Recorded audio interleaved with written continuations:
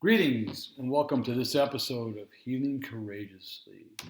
On this episode, we're going to talk about a call to discipleship, And this evening on this episode, I have a good friend, and actually, I've been mentoring him and his wife for about a year now, Jared. And we recently had a fishing trip. He started a new life group. And the one thing that my wife and we work with a lot of people. And the one thing that we absolutely insist on everybody having, a matter of fact, our couples group, when we meet, it's all about having fun. And I think what happens a lot of times when we get involved in discipleship, on our recovery, all these things that we do, when we start diving into it, it can become quite time consuming and take over a lot of our time and our effort. So it's really important that we take time during our journey to have fun. Whatever that looks like to you, it's okay to have fun. We're not a glum lot. I mean, we absolutely insist on having fun. Yeah, there's a time to be serious, but, be serious for a little bit and then have fun. So, and part of my goal is that even as I do these podcasts, a lot of them are very serious podcasts, and I want to also speak on these having fun. Right? I mean, it's important Absolutely. That we have fun. And Jared started a new life group at Destiny Church, and a life group is a great way to get involved with other men and enjoy a journey walking with Christ and with men and seeing everybody's life change. And it's called Fishers of Men. And what it is, once a month we get together and we do a day of fishing, and Travis prepares a message for those trips. And we went on our first trip this last Saturday. It was an ocean trip, and it's funny because we're having fun. And last year, I got back into my saltwater fishing. Somebody from church said, "Hey, Randy, they're catching a lot of fish. Why don't you come?" And it was all on for me, And then the next thing you know, I got Travis, "Hey, you want to go fishing?" Oh yeah. Because Travis works his butt off. I mean, that's all I can say. Him and his wife they do great countertops, epoxy countertops, or artisan design concepts. Mm-hmm. And so I'm working with Jared and his wife both. Let's have fun. And so I take him fishing, and he has fun, and then he comes home and his wife's glaring at me because he comes home with all sorts of new fishing gear. It's either fishing or hunting, and these guys go out with me. And next thing you know, they're going home and buying all this gear. Well, it's all fun, and we have to do it as human beings. So many people get caught up in work all the time, and I know you and Stacy bust your butt. Kathy and I are always grilling on you guys. You got to take time for yourself. Yep.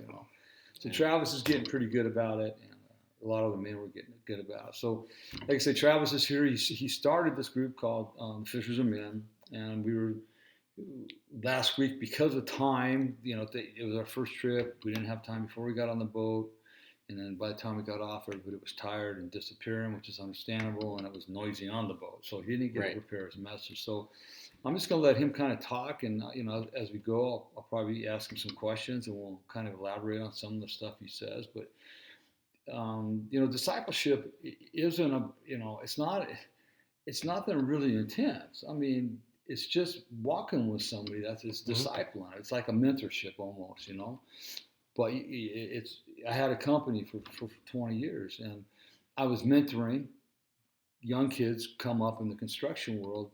Well, I was discipling them. I was teaching them a trade, but not only the physical part, but I was discipling them on how to perform, how to look at plans. It's just teaching. It's walking with somebody.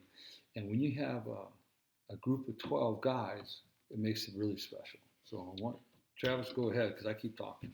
Thanks, Randy. Yeah. So starting the life group, Fishers of Men, why did I start it? Well, I always looked at the term discipleship as something that's like very serious and very straightforward, and it always kind of scared me, that word discipleship, because it's almost like the first thing that came to mind whenever I thought about how am I gonna be a disciple, and during my walk, and it's like I it was scary because I couldn't see myself getting out there and ministering to people, trying to bring them into salvation through the Word, and, until I took a bit of a closer look at it, and even in the midst of creating a life group, which was kind of instigated by your wife, to be honest. Of course, yeah. And I had always been interested in starting some form of small group or a life group, but never did I really think that it would be something geared towards discipleship. And so I kind of started thinking about what I like to do on my free time. Let me Okay. ask you one question Yeah. real quick, because you're the fear of discipleship. Oh, okay. Okay, but was the fear not also because if you're being discipled, you're having to get close to somebody, Right. and you're having to be honest with them and open up and be vulnerable with them. Mm-hmm. So I think that's even a bigger fear for a lot of men. Right. Absolutely. And just being able to be the one setting the example and teaching somebody the way, it's a little scary, and it kind of makes me feel like it definitely, the thought of it was really putting me out of my comfort zone. Mm-hmm. And that's why I wanted to explain how your wife kind of charged me with the whole thing. Mm-hmm. And there was a couple fellow church members that had posted pictures of him setting up some trout rods in the garage, talking about how he was going to get a day out on the water. And I started thinking to myself, I was like, man, I didn't know you like to fish. I said, we need to get out there and do some fellowship and fishing and stuff like that. And I've always wanted to start a life group. And I was thinking, what better way to talk about the word than with other men, which can be quite awkward for men in general. Yeah, absolutely. Yeah. Coming together as a group and talking about that stuff. But what if I found a way to bring a fun fellowship into the mix and try to complement it, none other than the call to discipleship, which started with Jesus walking on the shores of Galilee and calling his first two disciples. Yeah. And should I start? Yeah. Okay. The first call to discipleship started and was noted in Matthew 4:18, verses 18 through 20. Okay, and I'm reading English Standard Version here, and it reads, "While walking by the Sea of Galilee, he saw two brothers, Simon, who is also called Peter, and Andrew, his brother, casting a net into the sea, for they were fishermen. And he said to them, 'Follow me, and I will make you fishers of men.' Immediately they left their nets and followed him." Okay, and for me that was extremely impactful. And so Simon and Andrew, they were fishermen, and I love to fish. Randy loves to fish, and so that's how the first two disciples came into salvation of Christ, is through fishing. Yeah. Okay, so and even in my own profession that I started, I feel drawn towards Christ because I do a lot of carpentry. Okay, and so if you know the backstory on how Jesus was a craftsman, it's easy to see that I'm drawn towards doing things in my life that are Christ-like. Okay. Hey, I think about that when I'm in my garage, doing those crosses. Yeah. And I'm building these arbors for the church right now. That's it's all that's on my mind. This is what Christ did. So in order to put your mind into a mode of fellowship, the way the first disciples did, for me, a great idea was born. And your wife Kathy, I said, I've been wanting to get a group of guys to get together and go out and do some fishing. And Kathy chimed in and said, "You should start a life group." Yeah, that's my I wife. was like, funny you say that. Maybe I should, and maybe it should be geared towards the fellowship of fishing, and no better name to call it other than Fishers of Men. Yeah. And being that it's geared towards discipleship, we'll see as the group continues to evolve and develop in the spirit of discipleship. I'm going to be charging all the members of this life group to at least make an attempt to invite somebody who is either in faith, distant in faith, or having no faith at all. Okay. if I can too, I reflect back on this being disciples. I mean, fishermen, just like the first apostles were. That last year when I went on that trip with Eric, that you were unable to go on, when we had a total of 16 on the boat, Right. and I think 13 of those 16 had never. They were all in recovery, brand new recovery, never fished, and never even been on a boat. And we went out there with these guys, and we got a wide open bite, and these guys absolutely had a ball. But it was us discipling them in a way of love, Christ's love. We were showing them the love of Christ through, hey, you hadn't caught a fish before? Here you go, take this, right? Right. So it happens, just like this last trip. There's 9 of us. There was 11, but 8 of them never fished before in their life. Right. Yeah, that was the amazing thing, is because one, we're taking them out of their comfort zone and putting them into a new activity that they can bond with men, as well as have some sort of spiritual foundation that can draw us closer to Christ. Yeah, absolutely. Absolutely. And so I'll continue with my message here, okay? So Matthew 4:18 through 20, okay? Follow me, I'll make you fishers of men. This was Jesus' first call to discipleship on the shores of Galilee. This here, what we're looking at is our shores of the Sea of Galilee, okay? And what I mean by that is where we are fishing at, okay? Off the coast of San Diego, wherever it is, Lake Kuya, Yucaipa, right here, and beautiful wherever we are. That's our Galilee. That's our Sea of Galilee, okay? And we were called there not just for fellowship, but because it's time that Destiny had, it's time that Destiny had a really cool fishing trip, but because Destiny, they need a ministry that is geared towards bringing non-believers into faith and making believers of them through the power of the Word of God. And those crews, a lot of those crews, they're not believers. No. So they can be pretty rough, but I think on that trip, we showed them, we had a blast. And I remember I was telling you the MD dropped the F-bomb. He goes, oh man, sorry. So I go, dude, you're a human being. You're okay. You're not going to offend me. So it's showing them that's, we're discipling together, but we also have that crew. We're not only strengthening the people that came with us, but we're also planting seeds. Absolutely. Okay, not just with our guys, but with the crew as well. So they see that, and now they want to do more trips with us because they say I had a blast.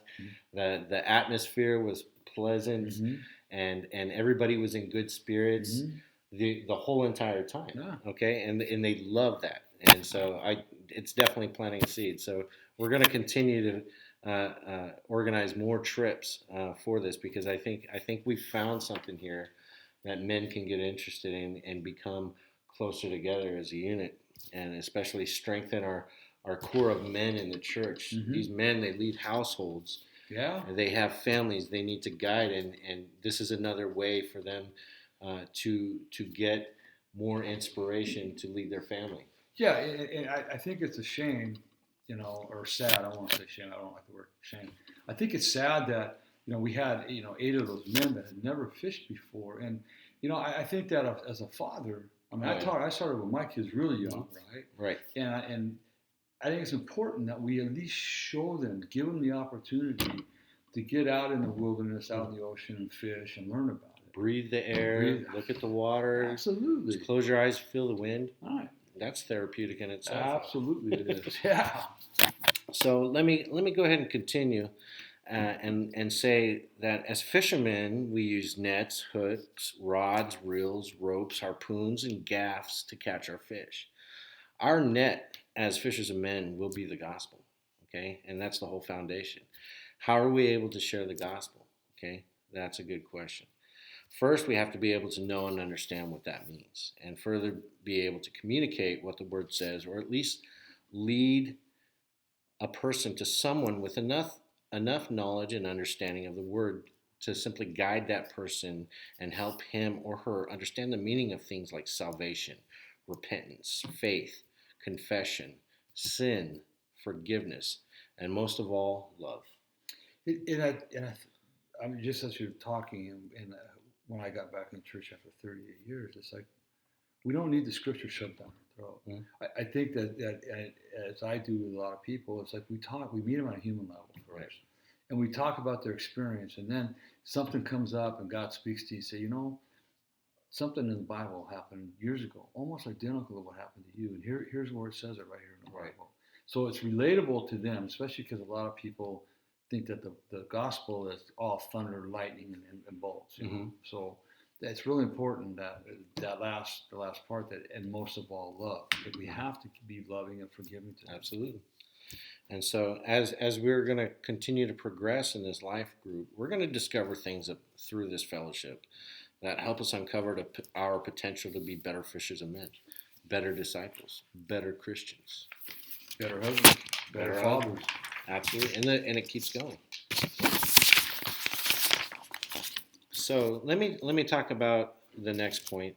Being a fisherman of men requires a set of tools. Okay, not all fishing rods and gaffs, but the armor of God is a tool that we need in order to be an effective disciple. Okay, we got to start with the basics and keep ourselves protected first. And I'll read Ephesians 6, chapter 6, verse 10 through 20 in the English Standard Version. Finally, be strong in the Lord and in the strength of his might. Put on the whole armor of God, that you may be able to stand against the schemes of the devil. For we do not wrestle against flesh and blood, but against the rulers, against the authorities, against the cosmic powers over this present darkness, and against the spiritual forces of evil in the heavenly places. Therefore, take up the whole armor of God, that you may be able to withstand in the evil day, and having done all to stand firm, stand therefore, having fastened the belt of truth, and having put on the breastplate of righteousness, and as shoes for your feet, having put on the readiness given by the gospel of peace. In all circumstances, take up the shield of faith, which you can extinguish all the flaming darts of the evil one, and take the helmet of salvation and the sword of the Spirit,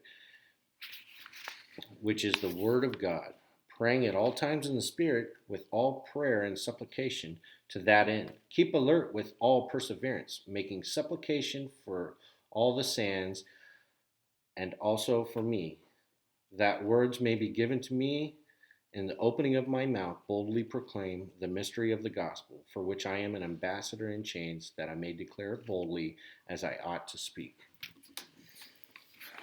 It's right there. As I ought to speak.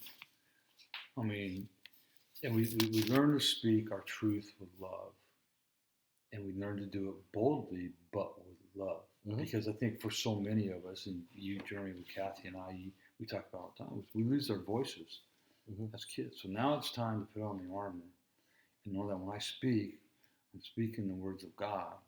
I'm speaking behind the armor that I'm wearing. The belt of truth. This is the truth, And through my journey, and through myself and my wife's journey with you and Kathy, the armor of God is proving more a common thought in my day-to-day more than anything, because it seems like the devil is so angry because me and my wife were starting to do it right, and it's through Christ, and it wasn't always pretty. I mean, we're a mess when we came to you, and you probably go to bed at night thinking, how am I going to save this couple?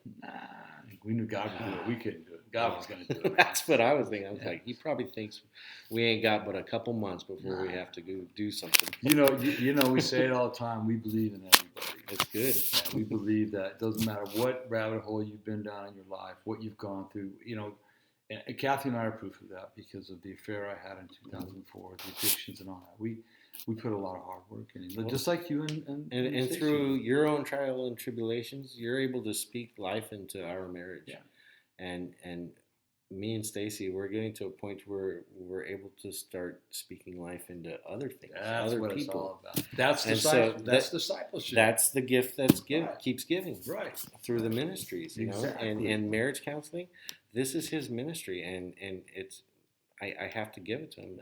I don't think I'd be married if I didn't make a decision to reach out and establish a relationship with you. Yeah. Okay, not just CR, but through finding a mentor, somebody that could help guide me, because I was probably timing was everything in that in our life. Well, absolutely, yeah. And starting a new business when communication is already an issue, it put so many strains on our marriage. But we were lucky, that was a gift from God to put you in our life, and so we're eternally grateful for that. And and we look forward to one day being able to kind of share that wisdom that we've absorbed from you and Kathy. And you will, because you got, there's a lot of people out there just like you. I have a story to tell. My wife has a story to tell, and in all due time, it'll come out when she's ready. Whenever I'm able to get through my fourth step, I'll be able to get my story out there so that I can start changing lives. And aside from my own life, I'll be able to speak life into other people. So I'm still going through my journey, but I can definitely see the difference from my starting point to where I'm at now. See, here's the beauty about it, Travis, is that people are watching you now. And as I always say, you never know who's watching you. And people are looking at the two of you right now, right? And, one of our pastors, Pastor Nay, he sees it. He sees the changes. And it's great for Kathy and I to hear him tell us this. He sees the changes in you and all the other people that we work with. He goes, I see it. It's right there. Mm-hmm. Which is affirming. So people are watching, and your actions, as we talk about, are going to show a lot more than words. So you're already helping people. You're helping just because they're watching you and they're seeing you struggle and work through the issues. Mm-hmm. And somebody in the back of mind, they're watching you and they're going, if they can do it, I know we can do it. I think one day that'll be them that I talk to. And one thing that I'm starting to kind of see more prevalently than any other point in my life is that one person's struggle is another person's blessing. Yep. Okay, and that's something that I've been able to take on all fronts of any kind of issues that I'm working on as far as my defects are concerned. Right. So yeah, that's a great point. One person's struggle is another person's blessing. Absolutely. What they say, my therapist told me this, and I love it. Your greatest sorrow will become your greatest joy, and your greatest joy will be your greatest sorrow. And I think about what I do right now. My greatest joy is not my greatest sorrow when I work with these abuse victims, because it's like my joy is to work with them, but it's also very sorrowful. And I like how you put it, being able not just to tell somebody how they work through their issues like a therapist would do, but you actually walk through the gates of hell with them and pull them out of what they're struggling with. You take them by the hand and you walk with them. Yep. Just like Jesus did. Thank you. Yeah, no, that's exactly it. And that's your means of discipleship. Exactly. So yeah, it's a lot of work, and it's a joy, and having people like Travis and Stacy, and we got a lot of others, and they're all doing great. But they're doing the work. Kathy and I are just the best. So we're talking about walking the walk now. Now we're like talking the talk. Okay. And another thing that comes up is obedience in the Word. Yeah, okay. Yeah. One more key event in the Bible tells us the events that unfolded after Jesus was crucified and killed on the cross. And it was described in John chapter 21, verse 4 through 6. Just as day was breaking, Jesus stood on the shore, yet the disciples did not know that it was Jesus. Jesus said to them, "Children, do you have any fish?" They answered him, "No." He said to them, "Cast the net on the right side of the boat, and you will find some." So they cast it, and now they were not able to haul it in because of the quantity of fish. Now, that scripture right there, it totally provokes so much thought just in that two or three verses right there. And so you see, after the death of Jesus, Peter and the disciples, while they were in extreme sadness, they decided to go fishing, because that's what they knew. It was a safe place for them. And when Jesus asked them if they caught anything, they already knew the answer, but it was a test of obedience. Okay? Jesus already knew the answer. All right? So, being that this was a test of obedience, they fished all night and caught nothing. They were doing it their way and not the way of faith. Then Jesus shows up at the crack of dawn, resurrected, and tells them to cast on the right side. Okay, so I've done some research on the significance of the side in which they threw their nets for fishing after Jesus told them to throw it over the right side. Now, there are two beliefs that I've learned of regarding this event that are both impactful and worthy of this share. All right, the first one was their way of doing things on whatever side they were throwing the net was just that, their way. And to throw it on the side that Jesus said to throw it on. That was an absolute act of obedience because they were able to verbalize their own response and hear them confess no when Jesus asked them if they caught anything.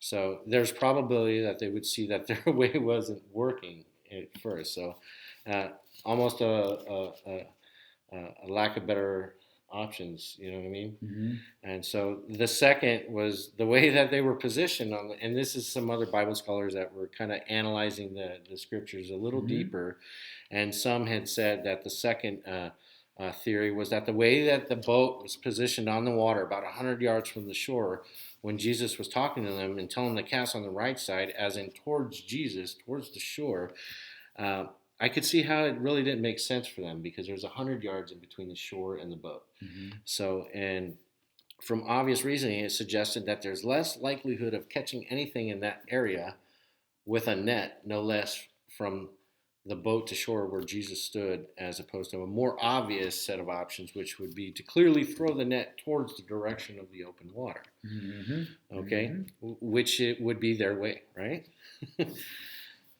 How's that working for them? Right? So this was an illustration of obedience to follow the Word of God, even if it does not appear to be a logical thing to do at first glance, which it clearly wasn't. So what I mean is that just because it doesn't look like the right way from our obvious perspective, as long as we are casting our nets in the direction that God wants us to cast them, we're going to be blessed for our obedience. Right. Okay? Absolutely. Anything to add to that? Yeah, there's a lot. Okay, so a big question that I wanted to charge the members of my group, anybody who watches this, is do some homework and read the Word and try to ask yourself, after you've done a fair amount of research, and ask yourself what discipleship means to you.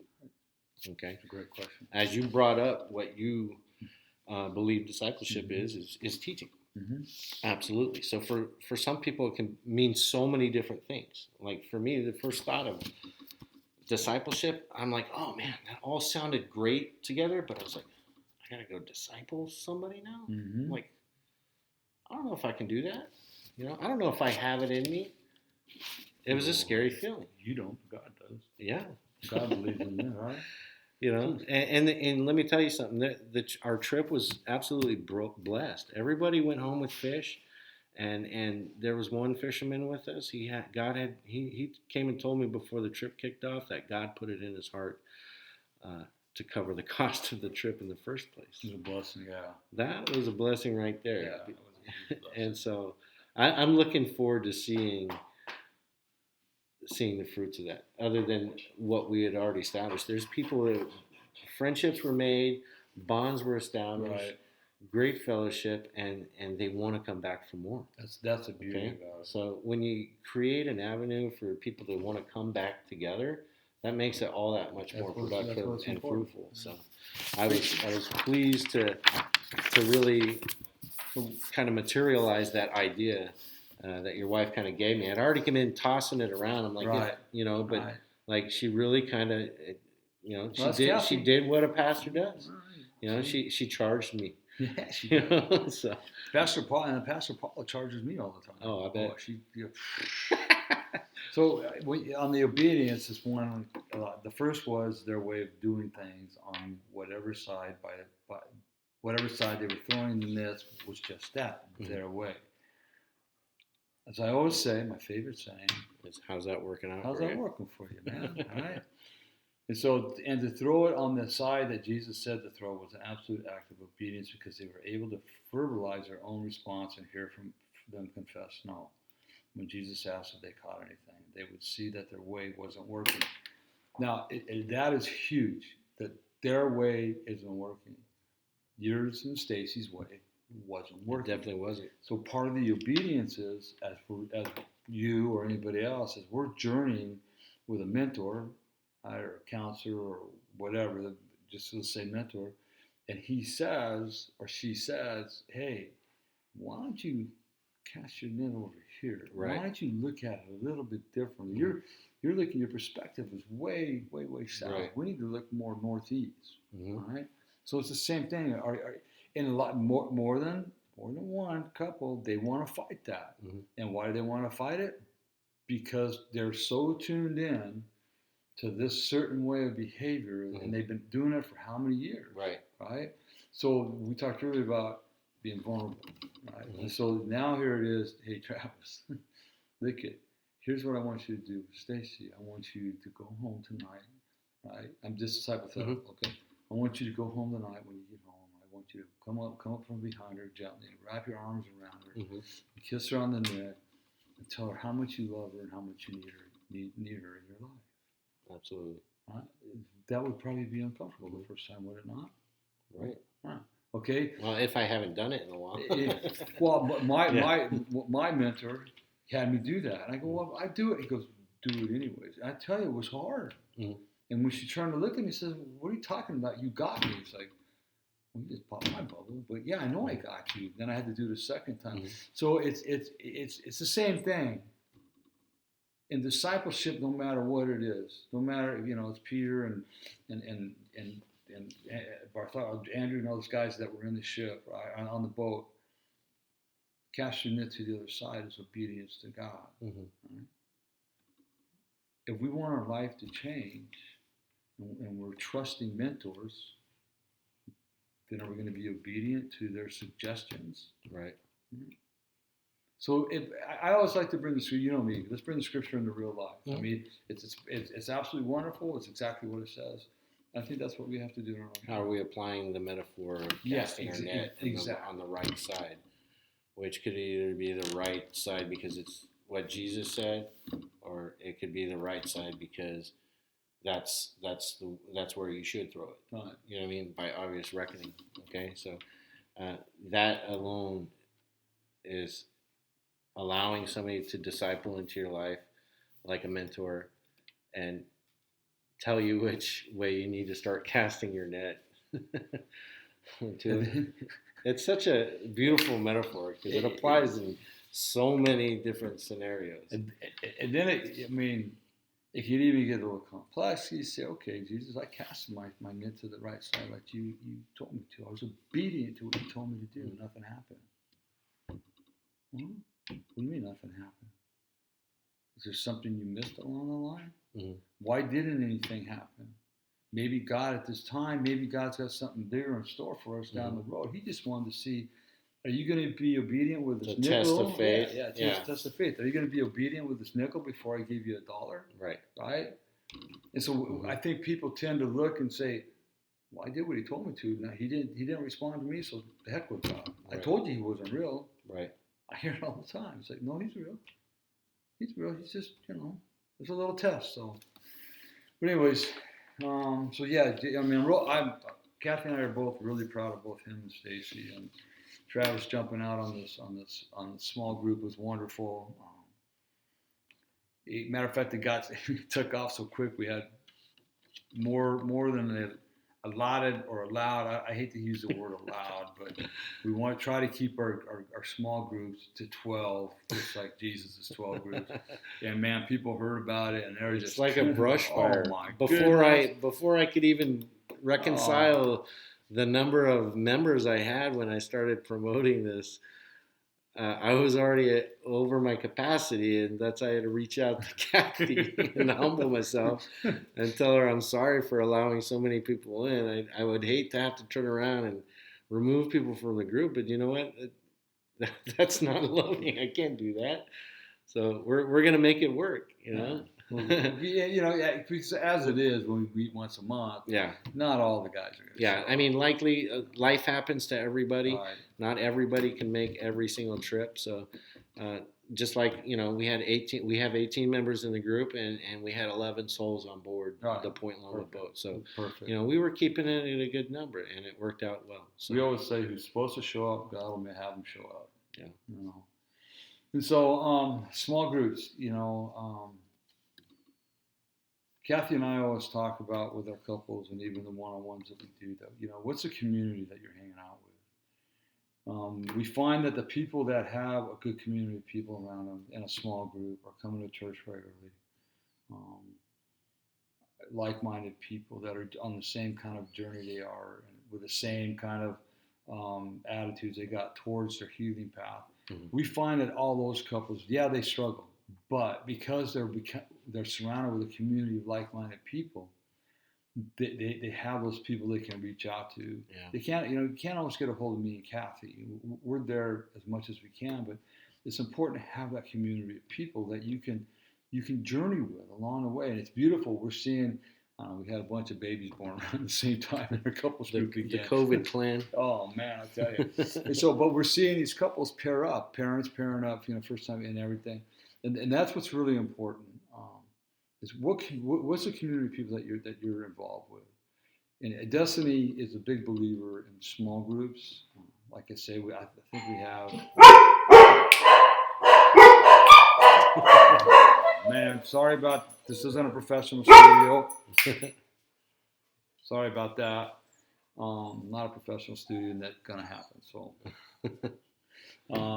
best home security system available. Yeah, that's my extra security right there. Small groups. We believe in them heavily at Destiny, and we've got plenty of them. We got quite a few of them. We got a couple married groups. I know one thing that Pastor Nate and I are going to be starting this next semester is going to be geared towards a big men's ministry. We haven't figured it out yet, but our wives are putting us. They're charging us with it. Well, remember I told you about the breakfast. Yeah, the men's breakfast. That'll be part of it. Yeah, awesome. Stuff like that. So, if you're in the community and you're looking for a place to be a part of, come on out at the East Campus over here in Indio on Sunday mornings. We have a 9:30 service, and it's a very loving church. You're tired of your circumstances, and you want to make a change. Yeah, getting into a life group is the first step to a huge change. Absolutely, and we got men's group, we got women's group, we got first-time moms groups, we got a couple married groups, we got all sorts of different groups. We got we do live groups. They also have Zoom groups still because of the COVID. So there's just all sorts of groups, and like I say, anytime if you need a church to go to, I'm telling you, I ran away from the church and God for 38 years. And I walked into Destiny in 2012, and I never looked back because they treated me with the absolute love of Christ. Never had anything drilled down my throat. I've been treated really good by the church, and everybody I know that Kathy and I deal with, they're all treated really good by the church too. So we'd love to see you if you find it in your heart. You can, and then if you want, you can. Hey, I want to put this plug out there too. Artisan Design Concepts. They've got a website. Check them out. They do beautiful work, gorgeous work. Thank you. It's epoxy tops. He does a sample out at the shows he does. He takes open air market, right? Yeah. He takes a piece of marble or marble with a hammer. And one shot, and it just shatters it to pieces. And then he clears that all off, and he takes that same hammer and beats the epoxy with. Beats it. And you might scuff it a little bit, but it does not damage it. You can set a hot pan on it. He does kitchens. He does bathrooms. He does art. Yeah. Specialty handles. Yeah. Wine bottles, a pizza cutter. He's got it all. So thank you. Check out their website, and if you're in the market to get something remodeling your house, visit. Give them a call and go down and visit them. It's really interesting. I guarantee you'll be happy with their work. And I know Travis. If he doesn't like it, he'll take it out on his own and fix it. Mm-hmm. He's a very good craftsman. And his wife does all the gel work, and she's a very good artist. So thank you. Go on. And I'll say that she didn't ever create a bone Yeah, in her body when we first met. All right. And so I think, I don't know if it was our spiritual foundation or if it was me that activated that, but I think it has something to do with the power of God. Yeah, she's got one now. That's God right there. So absolutely. So if you want to hear more, more about what I do, my life coaching, visit changeyourlifestorynow.com, changeyourlifestorynow.com. If you want to know more about the foundation, the work we do there with sexual abuse victims, visit courageoushealers.org, courageoushealers.org. All you got to do is there's a contact form on both those websites. Fill out the contact form, send it off to me, and I'll get back to you usually within a couple hours of receiving your email. And we can set something up if you want to talk about taking a journey with me. Also, you get my books, Healing the Wounded Child Within. It's on Amazon and paperback, Audible, and Kindle. My 7-day workbook is it goes with the Healing the Wounded Child. It's available on Amazon and paperback. And my 30-day devotion of the wholeness is also available on Kindle and paperback on Amazon. And I'm going to start talking about it now. I think it's getting really close, but my book is in the process of being translated into Spanish.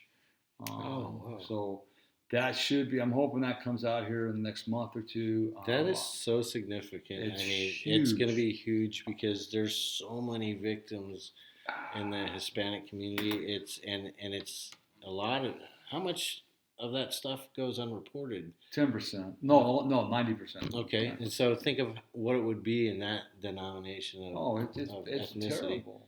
It's probably even higher than 90%. Well, what really pushed it over the top for me, I've had people ask me before, is that I met a guy back in Texas at a conference, and he's Hispanic, and he recently, like 6 months ago, he goes, "Hey, is your book in Spanish?"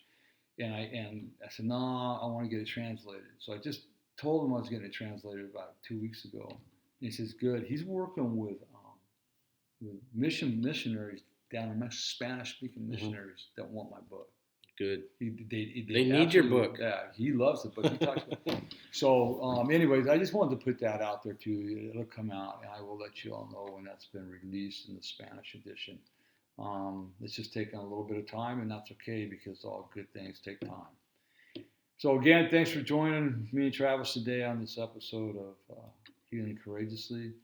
And remember that if nobody tells you they love you today, Randy does, but more importantly, God does. Everybody be blessed. Have a great morning, evening, afternoon, whatever time of day it is where you're watching this. Thanks. Bye-bye. Bye.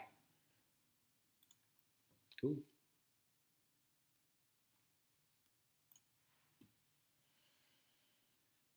Okay. So I do this. Put this over here. This over here.